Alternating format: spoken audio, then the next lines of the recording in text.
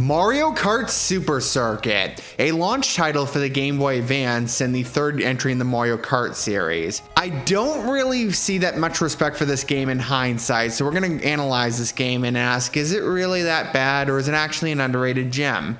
Let's figure out in today's video. Now, Mario Kart Super Circuit has the exact same character roster as Mario Kart 64, and a lot of them have the same stats as they did in Mario Kart 64. A lot of the mechanics, however, is right from Super Mario Kart. There's the coin system, which makes you go faster.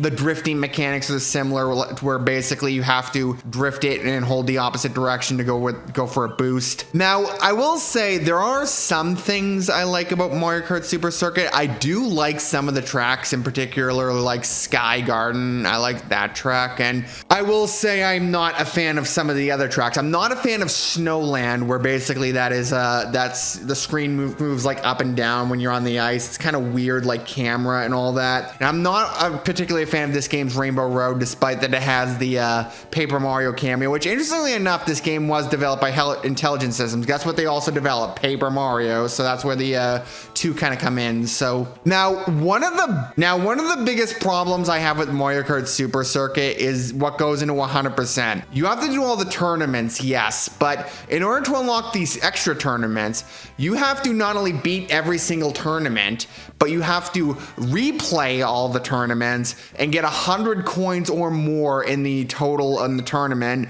And nowhere in the game is this mentioned. Like, this was back in the day, you either had to look up game facts or look at the strategy guide, and a lot of those things weren't exactly the most accurate back then either. So you would have had to play this game hundreds of times in order to unlock one goddamn Grand Prix, and you don't unlock them all simultaneously like you do in the other games. No, it's all one at a time. Now, I think like if you unlock these extra tracks by doing the normal tournaments, like kind of similar how it is in the other Mario Kart games, I think this game would have actually been pretty good. However, I still think it's playable at least. Like, it's far from the worst Mario game I've played, and yeah, that was Mario Kart Super Circuit. See you guys in the next video I'm about to make.